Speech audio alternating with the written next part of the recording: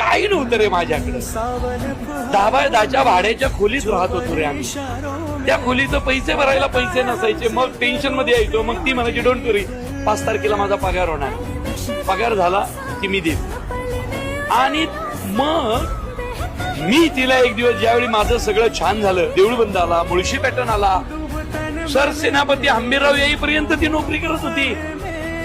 मग मुळशी पॅटर्ननी तर लाईफ बदललं. आणि मग मी तिला म्हटलं, स्नेहल आता नोकरी थांबव आणि कर अभिनय सुरू. तू खूप मोठी अभिनेत्री आहेस. चर्चा होणार. कारण तिने घर सांभाळून, आणि तिचा नवरा कोणी श्रीमंत नव्हता हो. घर सांभाळलं म्हणजे फाटका तुटका संसार सांभाळला. फाटलेल्या संसाराला ठिगळ्या लावली आणि तो असा काही तिने सजवला. त्याची परतफेड या सिनेमात होणार. तुम्ही, मी तिच्या अभिनयाबद्दल बोलत नाही, तुम्ही ते सिनेमा